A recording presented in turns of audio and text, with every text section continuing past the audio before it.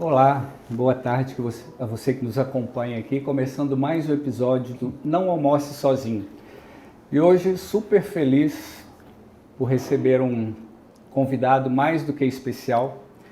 Quando eu era criança pequena lá em Barbacena, a gente costumava, quando precisava fazer um trabalho para a escola, para a faculdade, a gente recorria às enciclopédias.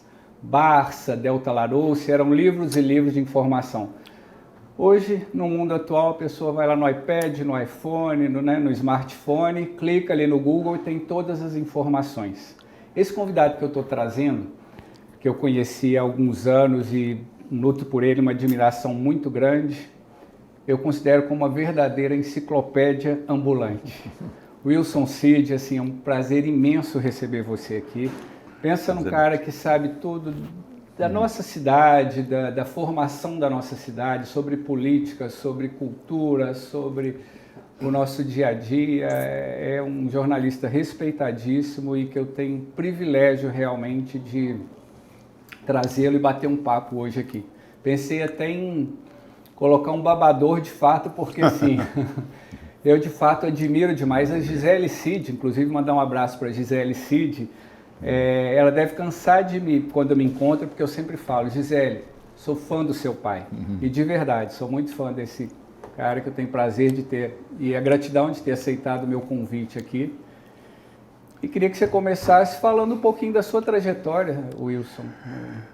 Mauro, muito obrigado pelo convite, é um prazer imenso estar com você e com os telespectadores que vão receber a nossa mensagem daqui a pouco. E dizer a você que, em primeiro lugar, eu quero cumprimentá-lo porque acho que você é um empreendedor, sobretudo um empreendedor. E lembrar, Mauro, que toda a história, não há quem possa contestar, toda a história de Juiz de Fora é uma história das iniciativas privadas. Os homens que deixaram seus afazeres pessoais se dedicaram totalmente às grandes realizações. Você vem desde Bernardo Mascarenhas, você vem depois de Mariano Procópio, Alfeld e Menezes, enfim, todos aqueles que você procurar saber da biografia deles, você vai apenas confirmar que com eles a história de Juiz de Fora é uma história do empreendedorismo privado. Né? Já começa aqui a história também de Juiz de Fora é uma história de estradas, e todas elas com iniciativa privada. De maneira que eu vejo com muito bom gosto, nessa altura da vida, que pessoas como você acreditam no pioneirismo, acreditam no empreendedorismo e partem para realizações. De maneira que eu fico muito satisfeito com isso e tenho certeza que você, me alegro muito com isso, você já sentiu isso também, que é preciso realizar. Sim. Parabéns pelo que você tem feito. Obrigado aí pelas palavras. Juiz de Fora realmente já foi a Manchester mineira, cidade de grandes nomes, de grandes empreendedores. Daqui a pouco nós vamos falar um pouquinho mais sobre eles. E a gente vem passando aí por um período onde não só Juiz de Fora, mas a Zona da Mata de um modo geral vem cair aí no ostracismo, poucos investimentos. Então nós vamos falar um pouquinho disso, porque é uma cidade, uma terra de empreendedores de fato. E a gente precisa também, a iniciativa privada, a administração pública estarem focadas no crescimento da cidade, que gera desenvolvimento e recursos e riqueza para todos nós. Nós vamos hoje experimentar um prato, que daqui a pouco já está chegando para a gente, é um prato premiado no JF Sabor, Sublime e Profano Sapore. É um prato do JF Sabor de 2017. O tema era cerveja artesanal. Então nós trazemos um filé mignon com um molho, um confite de alho na cerveja profana, a Doppelbock profana. Delicioso. Acompanha um arroz selvagem com damascos e uma batata rústica com molho especial da casa. Sensacional. É um prato, Wilson, que já está desde 2017 no nosso cardápio, a gente não consegue retirar, porque realmente é um dos campeões aí da casa. É um banquete régio, Saboreie. E eu trouxe esse prato porque ele leva, e o tema do festival foi cerveja artesanal. E Juiz de Fora é um polo de cerveja artesanal, é um arranjo produtivo local de cervejas. E eu vou falar um pouquinho aqui do livro, o livro que você lançou há alguns anos atrás, né? As Margens do Paraibuna, que eu tenho o prazer de ter minha edição autografada aqui. Prazer é que meu. fala um pouquinho da construção de Juiz de Fora, que passa aí pela influência dos alemães, né, que são os grandes mestres cervejeiros aí, dos italianos, da colônia italiana que é muito grande, né, colônia síria, né, árabe, bastante grande. Então eu queria que você contasse um pouquinho sobre o livro, A Margem do Paraibuna, e sobre a construção de Juiz de Fora aí. O livro A Margem da Paraibuna é resultado de uma decisão que eu tomei de reunir velhos textos, sobretudo em palestras do Instituto Histórico e Geográfico, Instituto São Tomás de Aquino, partido dos quais eu participo, né? E também matérias divulgadas pela imprensa, sobre dos jornais onde eu trabalhei. É uma tentativa de reunir detalhes. Eu não posso dizer a você que seja historiografia, nada disso. É apenas uma coleção de fatos e observações que eu fiz ao longo desses anos. Tem outras observações, outros textos que eu quero oportunamente também publicar. Você fala, Mauro, em relação à cerveja, você sabe que quando os germânicos chegaram aqui com a tarefa de trabalhar na abertura da União Indústria, muitos deles, dessas famílias, acabaram se dedicando à produção de cervejas. Veja você que tivemos uma época em que tínhamos 10 cervejarias artesanais em São Pedro e Borboleta, trabalhando permanentemente, inclusive com exportação. Vale lembrar que na proclamação da República, na Corte do Rio de Janeiro, entre os brindes levantados para saudar a chegada da República estava a cerveja Zé Vaz, né? Olha, não sabia dessa. Nós temos uma longa história em relação a isso. Você fala também nos sírios-libaneses, né? Eles trouxeram para nós aqui o gosto pelo vinho, isso também os portugueses, né? O gosto pelo vinho. Aos árabes acrescentou-se também o gosto pelo araque, que é uma bebida muito tradicional deles, né? Também é muito apreciada. Enfim, e nós tivemos uma carreira toda em que tivemos muito ligado à iniciativa privada, também nesse campo das bebidas, né? Você vai encontrar depois o coquinho do Gaudêncio, você vai encontrar produção de uísque, enfim, tudo contribuindo para consolidar essa certeza de que Juiz de Fora é sempre um campo muito desejado, muito apropriado para iniciativas dessa natureza. A cerveja, você vê ainda hoje, você vê, os padres da Redentoristas fabricam uma cerveja de excelente qualidade. Eu até hoje, digo num dos sobre textos... o comando, acho que do Padre Jonas, aqui eu envio também um abraço aí para o Padre Jonas, participamos de um evento aí, fazendo um gelato, inclusive, da cerveja artesanal do Padre, foi lá no Seminário da Floresta. Eles estão resgatando essa tradição também. Eles também são da tradição. Observe você uma coisa interessante, que a boa qualidade da cerveja que os redentoristas produziam, né? Também teve lastro. Muitas pessoas acabaram, até hoje, conhecem e recomendam essa cerveja. As pessoas costumam dizer também, Mauro, que essa cerveja já sai da igreja batizada e abençoada, né? Pelo Pai, pelo Filho e pelo Espírito Santo, porque nós exportávamos também pelo Espírito Santo. Sempre foi um importador muito Eu, inclusive, atencioso. já quis ter aqui a cerveja, né? Para comercialização, para consumo, mas hoje é uma produção bastante restrita, limitada, né? Mas é um produto de altíssima qualidade e poucos lugares no mundo que tem essa receita e essa tradição. Exatamente. Devemos Fora mais isso aos germânicos que vieram com o primeiro objetivo a participar da construção da União Indústria com Mariano Procópio. Falei sobre os grandes nomes aqui, faltou dizer o Mariano Procópio também, foi um grande nome do nosso desenvolvimento. Mas, repito, todos eles, Alfred, Mariano Procópio sobretudo, todos vinculados à criação de uma estrada. Juiz de Fora é resultado de uma estrada. E Juiz de Fora está muito bem posicionada, próximo das principais capitais do país aqui. Eu acho que isso traz, no meu entendimento, uma vocação da cidade para turismo de negócios, turismo de evento. Como você enxerga a vocação principal de Juiz de Fora? Eu tenho a impressão que, neste momento, o grande desafio que nós temos pela frente, se tivermos essa preocupação com o turismo, a promoção e a divulgação, com o apoio de autoridades, das instituições, mas, sobretudo, com a decisão do empresariado, de a cidade tomar conta, assumir a Expo Minas, ali nós estamos num ponto privilegiado, porque é passagem para Rio, para São Paulo, para Belo Horizonte, seria um ponto adequado para uma exposição permanente do que nós produzimos. Eventualmente faz-se ali a exposição dos produtos lácteos do Instituto Cantor. E é uma feira extremamente renomada, a gente recebe tem prestígio muito grande do Brasil inteiro, Brasil inteiro, até de fora. Acaba que... Infelizmente, assim, é uma feira que acontecia anualmente, hoje está bianual. Você vê que coisa, como é que as coisas custam acontecer. Eu me lembro da grande luta que foi para levar os governos estaduais a se sensibilizarem ao ponto de darem curso ao projeto do Expo Minas aqui de fora. Uma luta imensa. Conseguiu-se aquele espaço maravilhoso, estrategicamente colocado, e não exploramos. Não exploramos, exploramos. Né? Ou por algum show, ou alguma festa de formatura.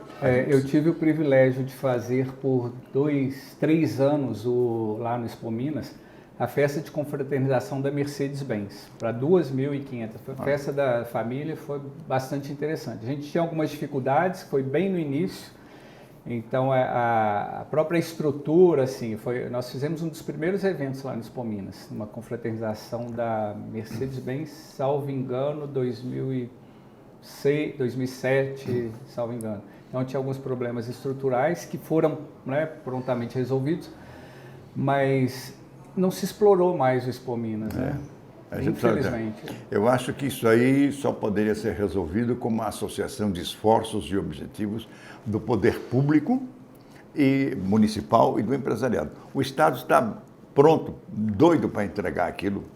Basta a nossa boa vontade para criar alguma coisa. Acho que esse seria um bom desafio para este ano. Sim. Nas vinculações do empreendedorismo, tanto da parte da iniciativa privada, Mauro, como também com a participação das lideranças políticas.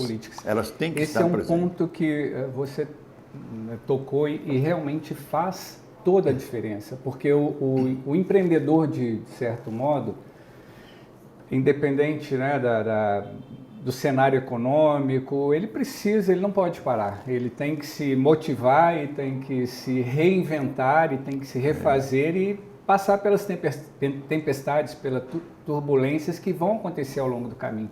Mas quando tem incentivo, apoio e, né, investimento da iniciativa pública, isso se torna muito mais fácil.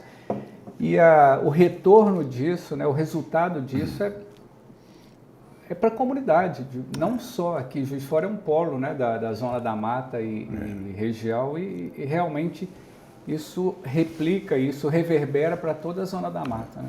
Então nós temos a obrigação de descobrir quem que vai realizar essa grande tarefa de aproximar, reintegrar as forças do poder público e do empresariado, que são setores que trabalham, mas sempre muito separados. Eles não têm assim grandes campanhas, grandes realizações. Tanto é que você vê que chega a eleição, a nossa participação na Assembleia Legislativa e na Câmara dos Deputados é mínima. É mínima. Juiz de Fora tem uma força, um poderio que acaba não usando, né? Acho que há muita dispersão, né? A representação política podia ser muito mais expressiva. Eu, como citei agora, no início... veja assim, mas por que o povo não... O povo está precisando de uma motivação. Sim. Eu penso que, nesta altura dos acontecimentos, a motivação é exatamente essa, de fazer com que o empresariado e o poder público unam seus esforços, seus objetivos, né? Isso faz com que a cidade se motive. Sem dúvida. Eu penso que é assim. Quem sabe se neste ano eleitoral nós pudéssemos discutir melhor essa tese, né? Sem dúvida. É uma vocação e Juiz de Fora está muito bem servido, acho que de grandes restaurantes, grandes hotéis. A infraestrutura da cidade é muito propícia. E como você citou, com uma estrutura fantástica que é o Expo Minas. Essa associação, Mauro, é indispensável pelo seguinte: no passado, o Bernardo Mascarenhas saía lá de Curvelo, vinha a cavalo aqui, passava aqui no Rio Paraíba, via uma queda de água, isso dá para fazer uma usina, ele mesmo decidia fazer, ele mesmo ia para a Inglaterra, acompanhava a fabricação das peças, importava, deu errado, voltava na Inglaterra, iniciativa privada, pessoal. Mariano Procópio é a mesma coisa. Você citou aí, eu queria até levantar vários nomes aí que fizeram a diferença na vida, na trajetória, grandes empreendedores. Tem algum empreendedor, algum deles que você destaca que tenha sido crucial realmente para o desenvolvimento, para o crescimento de Juiz de Fora?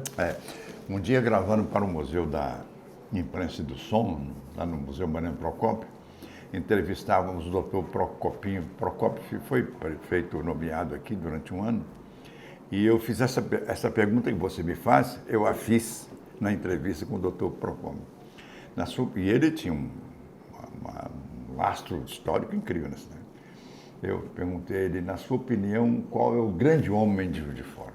Ele falou assim, Bernardo Mascarenhas. Eu penso que por causa disso, acreditava muito nas próprias forças, né? E decidia fazer e fazia. Né? Aí, você sabe que poucos conhecem, parece que o livro faz uma citação ainda que ligeira sobre isso. O Bernardo Mascarenhas, na época que a cafeicultura era o ponto forte da economia local, ele chegou a propor a criação de uma moeda café na cidade. Sim.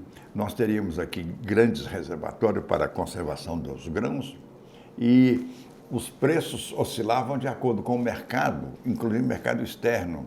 Chegou a fazer essa proposta, né? Não foi avante, mas então, eram homens que tinham uma visão larga e para frente. Eram visionários, exatamente. Todo o desenvolvimento é resultado de quem pensa além do seu tempo.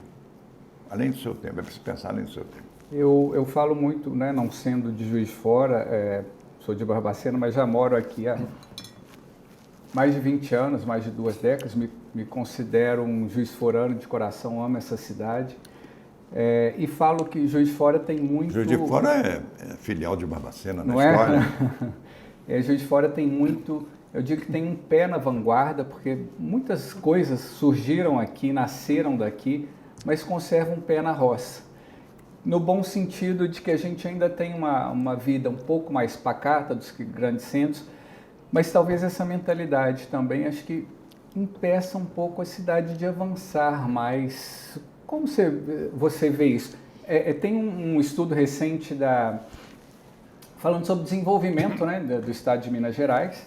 A gente até recebeu e discutiu isso aí no grupo da Academia Rio Branco, que a gente tem a honra de tê-lo aí como membro honorário aí da academia. E a Zona da Mata é a região do estado que menos cresce. Por que isso? A que se dá isso? Eu tenho a impressão que em 1893, quando se discutia a criação da nova sede administrativa do estado, e Juiz de Fora era uma das 5 opções, não é? Ocorreu que a região, mas sobretudo Juiz de Fora, a região da Zona da Mata, continuou muito vinculada à corte. Não olhou para trás, sim, sabendo que a liderança política do Estado estava sendo construída lá no Curral del Rei, lá em Belo Horizonte. Sim. Então, continuou vinculado. No Império, o telégrafo era no Rio de Janeiro, o ouro era para o Rio de Janeiro, o banco era para o Rio de Janeiro, o transporte era para o Rio de Janeiro, mas houve uma transformação histórica. Os homens da época não olharam para essa realidade. Criava-se uma outra referência administrativa, que era Belo Horizonte. As nossas lideranças não cuidaram disso, continuaram olhando para o Rio de Janeiro. Aí a capital saiu do Rio de Janeiro, nós ficamos um pouco órfãos. Distante. Ô Mauro, no dia que se inaugurou Brasília, e eu estava lá porque transmitimos a inauguração de Brasília aqui pela Rádio Industrial. Rádio Industrial. Quando... Geisa está chegando, trazendo o nosso suco aí, nosso almoço. Bem-vinda. Obrigada. Geisa é nossa baiana que está aí há 7 anos trabalhando comigo aí, 7 anos. Obrigado, Geisa. Então, Por nada. no que a baiana tem. Mas eu estava dizendo a respeito das nossas... Obrigado. A respeito dessa nossa visão, a necessidade de a gente olhar objetivamente no que temos que fazer. Você fez muito bem lembrar, eu assino embaixo, nós estamos num momento em que temos que fazer um novo desenho dessas relações de liderança. A gente tem aqui um cardápio indigesto. Eu vou até antecipar, a gente tem aí um prato excelente para degustar. Eu aproveito para convidar todo mundo aí para não almoce sozinho, venha degustar aí com a gente o Sublime e Profano Sapori. mas a gente tem uma parte do programa que é um cardápio indigesto. Alguma pergunta mais melindrosa e eu selecionei algumas aqui, mas eu vou antecipar e acho que está indo muito por esse caminho aí que a gente vem eleições aí na frente. Suponhamos que o Wilson Cid tivesse sido um prefeito, um administrador público dessa cidade. O que você teria feito, ou que não foi feito, que talvez tivesse mudado um pouco o nosso rumo, ou não nos deixasse chegar nesse ponto de menor desenvolvimento comparado a outras regiões do estado? Eu acho que o grande recado teria sido, sob o comando de Juiz de Fora, a Zona da Mata olhar para dentro de Minas, voltar-se para a Zona. As outras regiões distantes do Rio de Janeiro, elas prosperaram porque elas tinham que tomar as providências. Elas não podiam contar com a vizinhança agradável e produtiva que era o Rio de Janeiro. Desenvolveram-se por si mesmas. Nós não, nós continuamos agarrados nesse negócio. Eu ia falando com você que no dia da inauguração de Brasília, Mauro, nós exportávamos 270 mil litros de leite por dia para o Rio de Janeiro. Por dia. Rompeu-se imediatamente isso, porque os interesses foram outros. As coisas mudaram completamente e a gente não soube acompanhar as mudanças. Sobretudo essa, que eu insisto muito nisso, a gente tinha que, com esforço coletivo de empresariado e das linhas políticas, olhar um pouco mais para a administração do Estado aqui dentro. A gente teria... A Zona da Mata ficou um pouco assim afastada do governo do Estado, certo? Pouco conhecimento da gente. Então até seria hoje. Talvez essa proximidade maior com o governo do Estado. Exatamente, a partir daí, penso eu. Ficamos um pouco independentes e ao mesmo tempo se perdendo, né, Exato. no caminho, aí, nos seus recursos, no seu potencial, né, de crescimento. Ô Mauro, se você me permite um parêntese, aproveitar um pouco, né? Você teria como descrever esse prato, que é uma delícia? Tá. Você pode descrever? Então, ele foi feito especialmente para a edição do JF Sabor, o Sublime Profano Sapore. Aqui a gente tem o arroz selvagem e na época eu me lembro, o Pablo Ousen, vai aí meu abraço também para o Pablo Ousen, ele tinha acabado de ganhar o Masterchef. E o Pablo foi um dos jurados. Nesse festival, o Sublime entrou em 5 categorias, porque a gente era até então muito referenciado às sobremesas, aos gelatos.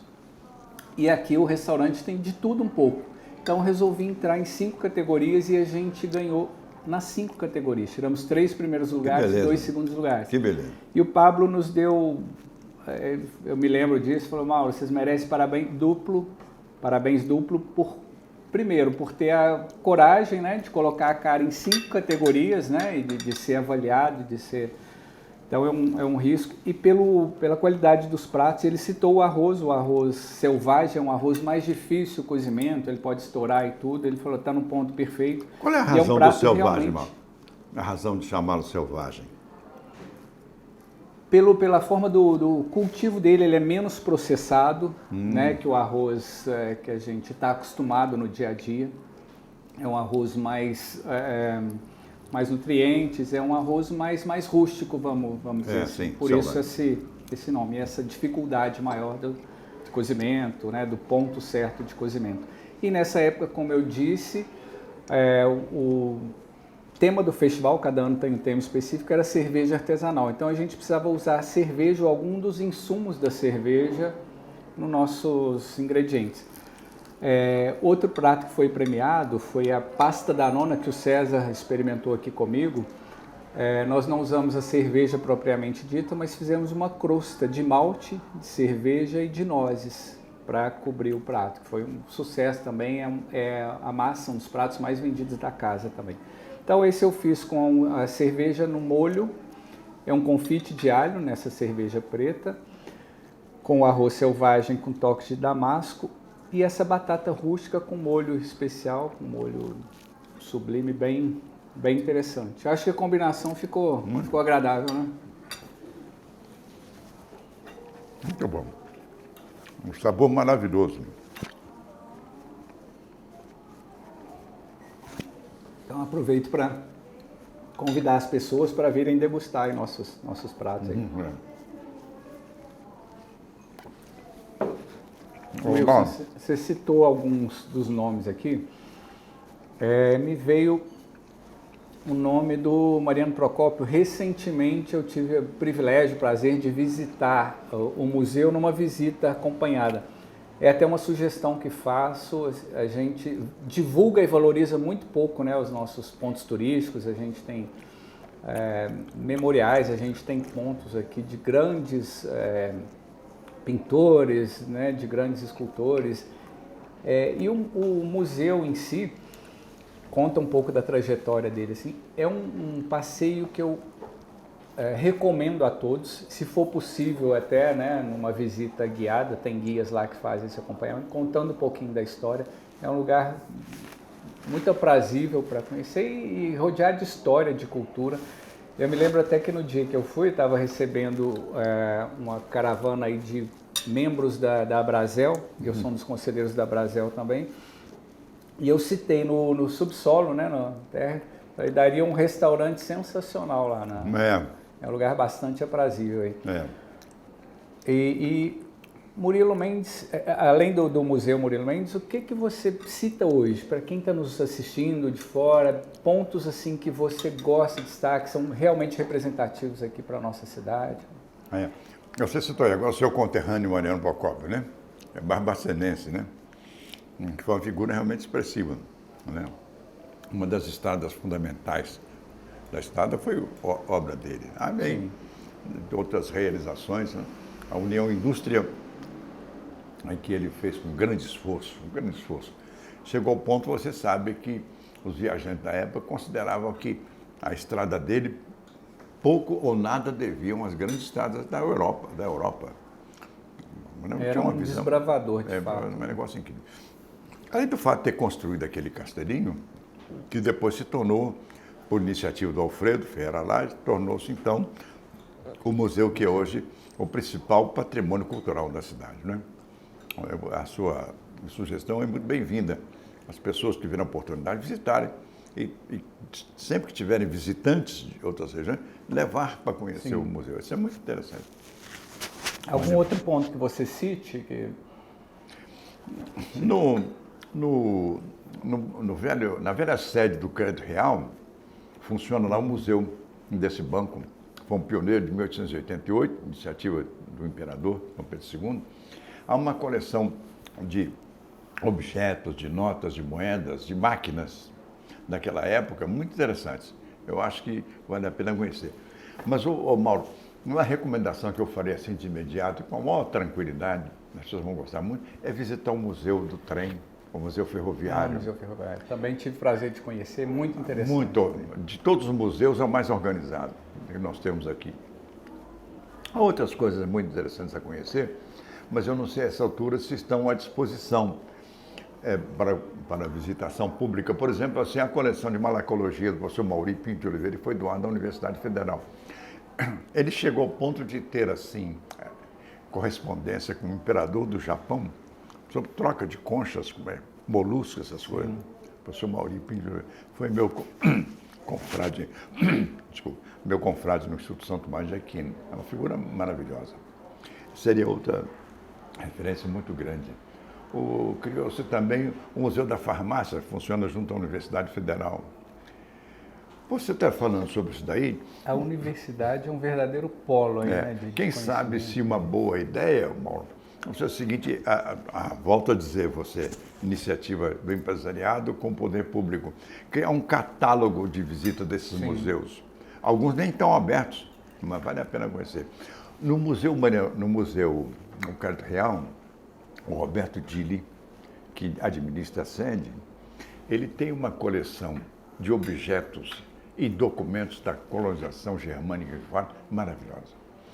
Neste ano bicentenário da colonização, talvez valha a pena mostrar isso ao grande público, mas é outra referência para conhecimento. Tem o Memorial da República, né, de Itamar Franco, que não tem como não citar, né, como um dos grandes nomes aí claro.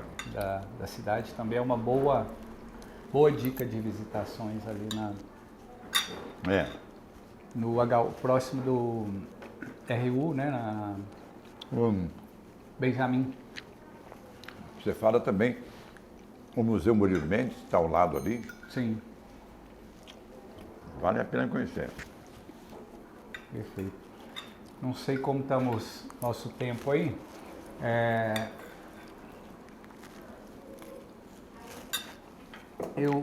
Wilson, essa iniciativa de trazer grandes nomes, a gente vê hoje, especialmente depois da pandemia, eu acho que o advento da internet, do digital, acelerou ainda mais.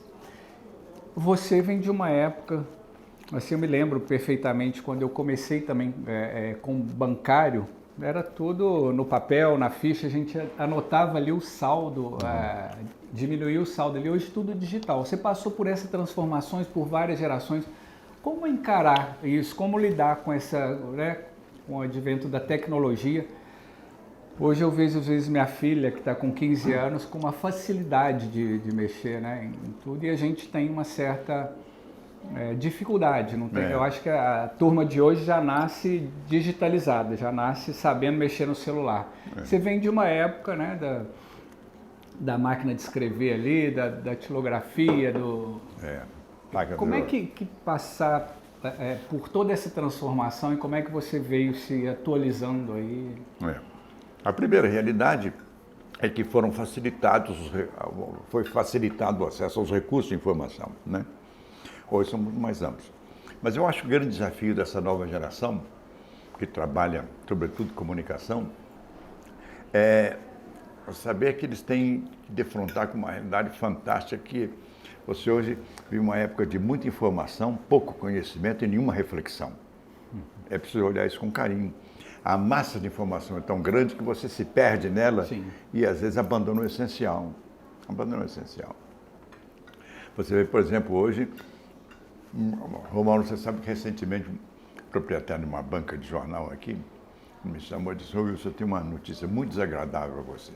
Eu falei: meu Deus, desagradável. Eu disse: olha, ontem eu vendi mais jornal para cachorro do que para leitor. Nossa, e é uma realidade hoje. Oh, meu Deus. Para quem viveu aquela época, né? Pegar no papel, né? Sim. O telex, aquelas coisas. Eu sou e essa geração atual tem que enfrentar essa realidade. Sim. Eu sou um leitor voraz e tudo, gosto muito de ler sobre temas diversos. E ainda não adaptei, eu ainda sou do livro de folhear ali, de você manusear. Os vídeos de minha filha, consumindo também livros, assim, ela gosta bastante de ler, mas também, né, usando o iPad ali, para consumir esse tipo de... Então, essa realidade de folhear, que é gostosa, que é prazerosa, hoje se mudou, né? Mas no seu dia a dia, assim, hoje o jornal também, por conta do imediatismo das colunas sociais, foi perdendo um pouco o seu espaço. As coisas mais, sobre certo aspecto, mais facilitadas. O pessoal que mexe com televisão, por exemplo, 1981, 82, nós tínhamos um diário mercantil, 5 minutos diário na TV Tupi, que é da rede associada. Sim. Como é que fazíamos isso? O Jorge Cury fazia a filmagem, eu fazia o texto, os rolos de filme eram levados para a rodoviária e embarcaram... Isso em que ano? 79, 80.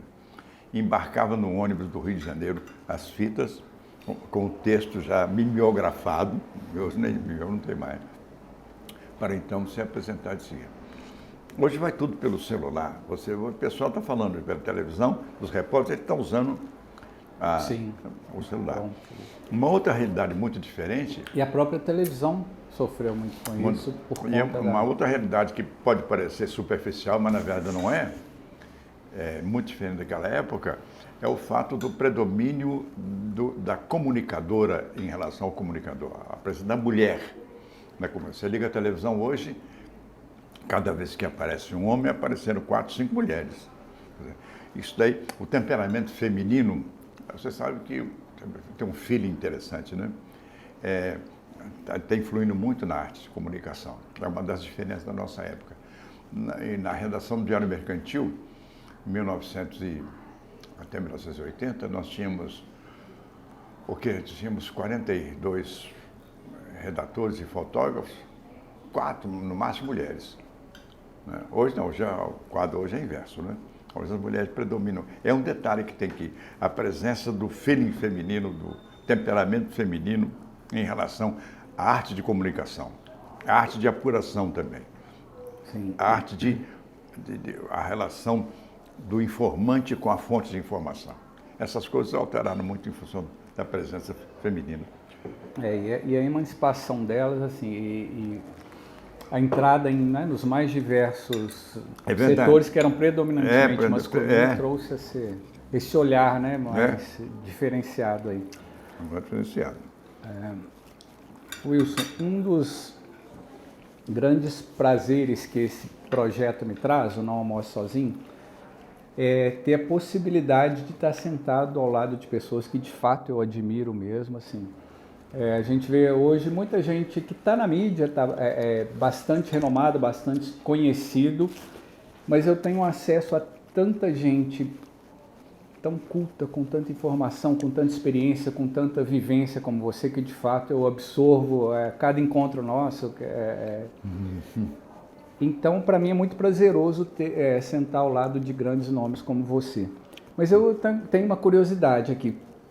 Quem você gostaria, se tivesse a possibilidade aí de sentar, né, de trazer para sentar à mesa contigo? Algum nome especial? E pode ficar bem à vontade. Tem um nome que hoje seria improvável, eu não diria impossível, porque com a inteligência artificial e tudo, daqui a pouco, quem sabe a gente não consegue, né, chegar a esse ponto. Mas eu admiro muito e sigo o Walt Disney pelo empreendedorismo, por todas as dificuldades que ele passou e por não desistir do sonho, por persistir, por perseverar. Hoje temos com a Disney uma das marcas mais valiosas do mundo, é o parque mais visitado no mundo. Então, para mim, seria um grande prazer aí não almoçar sozinho e almoçar com o Walt Disney. É improvável, mas hoje, em função da evolução da tecnologia, não impossível. Então, para te deixar à vontade também, alguém, né, da nossa relação ou não, alguém que já não está mais conosco, mas fica à vontade. Quem que de fato seria um prazer para você almoçar? Não, mesmo ausentes, né? Mesmo ausentes. A cidade teve na vida política uma grande figura dos anos mais recentes, que eu acho que tinha exatamente essa visão da qual nos referimos, e que é muito importante, a visão do futuro, de olhar a cidade para frente. Chama-se Melo Reis. Atrás das montanhas lá. Prefeito Melo Reis. É uma figura que eu acho inesquecível nesse campo, sabe? Inesquecível. Admirei muito a obra dele, a persistência dele nas coisas, difícil realização, mas que ele foi atrás. Era uma figura interessante, uma delas. Agora, você dá, mas e as pessoas vivas? As pessoas vivas, eu gostaria muito de almoçar retribuindo o seu almoço por causa do empreendedorismo que você representa nos tempos de hoje. Eu, de fato, fico muito lisonjeado aqui. Pode ter certeza, me sinto muito honrado mesmo com isso. A gente tem... E olha a minha ousadia, eu que não sou comunicador, trazer logo César Romero, trazer o Wilson Cid, vou estar aqui com uma das lideranças, né, da nossa... Eu digo isso com mais tranquilidade, porque eu estive presente em alguns banquetes significativos, porque na época sem televisão, sim, e a gente funcionava no rádio muito. Por exemplo, em 1959, nós transmitimos do Itamaraty o almoço que o Juscelino ofereceu ao Fidel Castro. Na época, o Fidel Castro era um monstro sagrado. Sim. Depois, mas eu me lembro na mesa, assim, um detalhe interessante, que o garçom passou com a bandeja de pão de queijo e o Fidel Castro puxou um pão de queijo. Quebrou o protocolo. Sim. O Raul de Vicente, que estava horrorizado com aquilo. Mas o Juscelino, para deixá-lo à vontade, pegou também o dele, entendeu? Então, alguns desses banquetes assim foram... O banquete da inauguração de Brasília, a convite do João Navarro, o deputado João Navarro, nos introduziu. Ele era oficial de gabinete do Juscelino. Também foi Um encontro muito interessante. Então, a mesa é muito interessante. Eu sou descendente de espanhóis, sabe? A mesa tem um negócio muito importante para nós. A mesa você não pode fazer concessão. A mesa, as más políticas são feitas quando as mesas não apropriadas, falsas mesas. A mesa é para cordialidade, para convivência, para irmandade. É por isso que eu digo, eu dou muita importância a esse detalhe. É, fantástico. Na minha carreira aí de jornalista e radialista, já vai aí de mais... E as mesas me remetem sempre à Academia Rio Branco. Como que é algo realmente diferenciado. Eu participo de vários grupos de networking, de relacionamento, e lá realmente é uma E você é mesa queridíssimo lá. Queridíssimo lá. Mas acho que somos um grupo de amigos e irmãos, assim, e eu, de fato, cada vez que eu sento lá, e às vezes fico um pouco ausente em função do meu trabalho, né?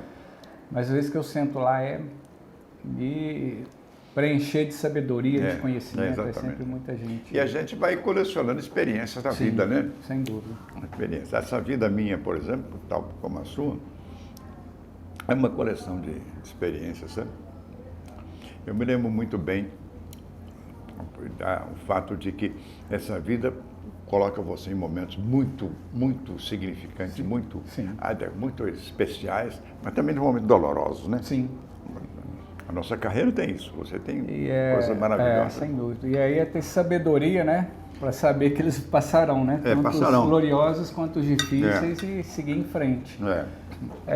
Wilson, é tanta conhecimento, tanta vontade de aprender mais, de saber mais da nossa história tão rica, que a gente emendaria um almoço com café da tarde, com jantar, e eu ficaria aqui horas e horas contigo. Mas esse horário específico, no Almoço Sozinho, a gente convida as pessoas para estarem almoçando e acompanhando o nosso bate-papo também.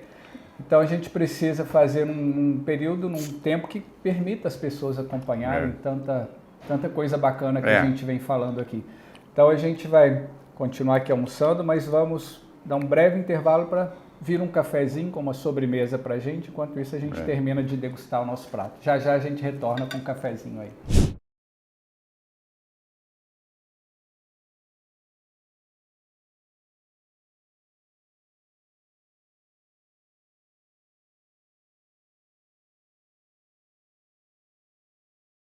Voltando aí nosso Não Almoço Sozinho, agora finalizando já com esse prazeroso almoço e bate-papo aí com o Wilson Cid. A gente sempre finaliza aí com um cafezinho, Wilson. Muito obrigado. Nosso café especial vem do Alto Caparaó. Café delicioso. Eu costumo tomar ele puro, já me habituei também. E eu gosto muito do café junto com um gelato. A gente serve aqui o nosso expresso, o nosso quadro junto com um gelato. Hoje nós vamos experimentar o Zeríssimo. Os nossos insumos vêm todos da Itália e a gente produz aqui e usa exclusivamente as nossas frutas, né, as frutas locais, o restante todos com insumos italianos. Já antecipei e já provei. Foi bom, aprovadíssimo? Uma delícia. Eu gosto muito do... E o Zeríssimo e o Darkas combinam bem com um cafezinho.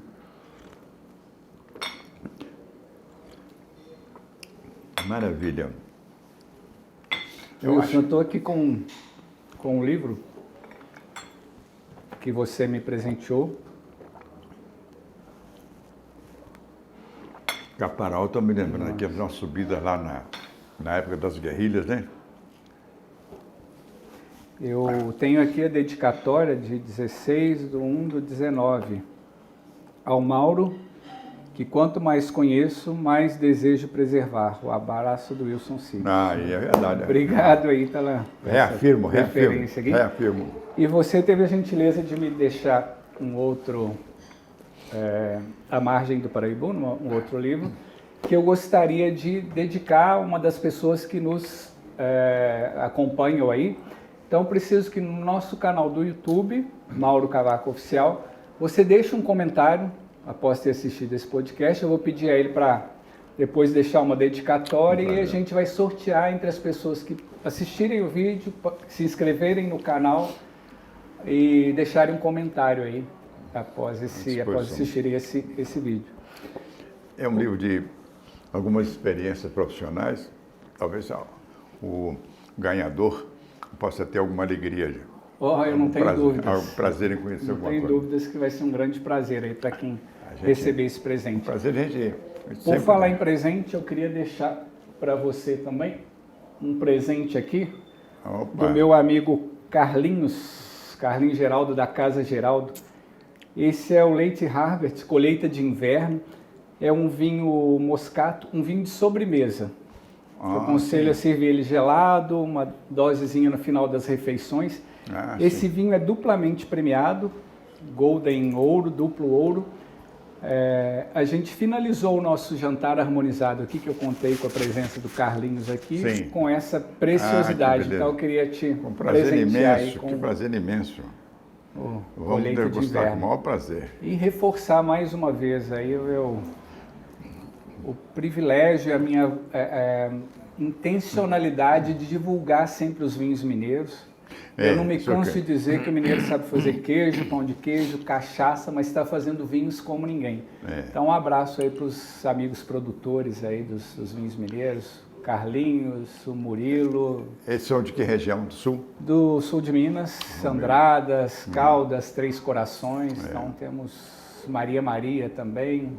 Maria. O Eduardo e o Eduardinho também, um abraço, eu tive o prazer de conhecê-los lá. Pedro Olavo. Então, uma turma, o seu Procópio, Vinícola Estela Valentino, é uma verdadeira delícia. Eu sou um apaixonado por histórias, e assim, ouvir a história do seu Procópio, da Vinícola Estela Valentino, realmente você vê como a paixão nos move, né? Como moveu nele o sonho de produzir vinhos de altíssima qualidade. Ele tem um tempranillo sensacional, rosés. E o Syrah, que é a uva que acho que de fato é a uva mineira, a uva que melhor se adaptou no nosso terroir. Essa de Minas mesmo, né? É uma uva que melhor se adaptou aqui. É uma uva que não é tão cultivada por grandes vinícolas, por grandes produtores aqui. E aqui em Minas, de fato, eu já experimentei uns 6 ou 7 Syrahs de vinícolas diferentes e todos muito bons. Que bom. Com maior ou melhor resultado, aí, mas todos muito bons. Então é um prazer aí poder te presentear com essa preciosidade mineira.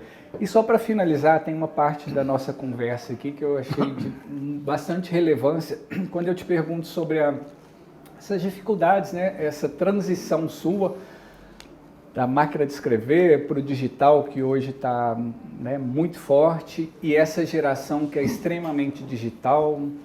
Algum conselho? O que você traria para essa geração? Eu acho que é uma profissão que a gente tem que estar acostumado a superar dificuldades, né? Eu acho que os pontos mais altos da minha atividade profissional foram resultado, assim, de dificuldades vencidas. Sabe, Mauro, 3 vezes eu tive grande dificuldade, mas também foi nas melhores realizações que fiz. Primeiro foi uma entrevista com o Manuelzão, de Guimarães Rosa, dos romances de Guimarães Rosa. Eu entrevistei, achei muito interessante. Depois fiz uma série de entrevistas sobre a coluna Prestes com o Luiz Carlos Prestes, no Rio de Janeiro. Também foi resultado assim, de muito trabalho, muita persistência e tal. E o maior espetáculo, você vai conversar depois com o Dom Gil, não sei se ele sabe, mas em março de 1963, nós fizemos aqui o Cristo Total, obra do Zé Caleri Guimarães, Wilson Beraldo, que era a visão moderna da Via Sacra, na Semana Santa, naquele clima de concílio ecumênico. Pois bem, e sempre lembrando que tudo é resultado de superação. Eu acho que, ao falar com essa nova geração de comunicadores, talvez seja isso, essa observação, eu acho que se deve dizer a essa nova geração a necessidade de tomar conhecimento e cuidado com 3 realizações fundamentais. Nós vivemos uma época de muita informação, pouco conhecimento e nenhuma reflexão. Isso daí que é preciso tomar cuidado. É preciso ir fundo. Não pode ceder a superficialidades. Às vezes as coisas são conhecidas em detalhezinhos pequenininhos, mas não na essência. Quem é quem fica no raso Exatamente. Eu acho que isso é acaba uma... ficando superficial. E aí é realmente se aprofundar.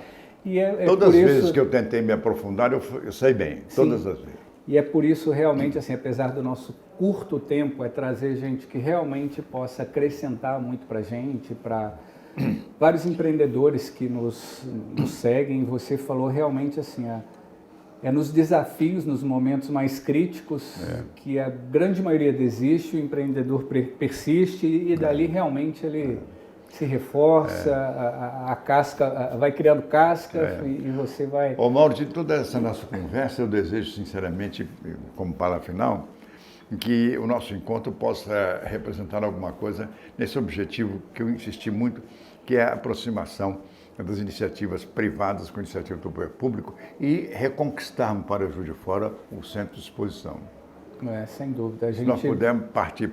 Juiz de Fora merece estar numa posição assumir aqui definitivamente, aproveitando a oportunidade que o Estado quer se ver livre daquilo. E, de fato, assim, eu creio que isso possa acontecer. E prosperar. E eu termino sempre fazendo um brinde com um cafezinho, é muito comum aqui. Vamos brindar com um cafezinho a esse encontro. Que eu já tomei minha brindada. Muito gostoso. A essa perspectiva e que a gente possa realmente voltar a se encontrar aí falando do crescimento de Juiz de Fora, da evolução. Com prazer. Um prazer. E para você, mais uma vez, obrigado por nos acompanhar. E toda quinta, no mesmo horário, por volta do meio-dia, vamos estar aí sempre com um convidado muito especial no Não Almoce Sozinho. Fica o meu convite para nos acompanhar nas redes sociais, Instagram, @MauroCavacoOficial. E você que ainda não se inscreveu no canal do Instagram, Mauro Cavaco Oficial, aproveita, se inscreva e você está concorrendo a essa preciosidade aqui, que é de fato um grande presente aqui, que já vai ser autografado aqui pelo nosso querido Wilson Cid. Obrigado, um prazer aí e até lá.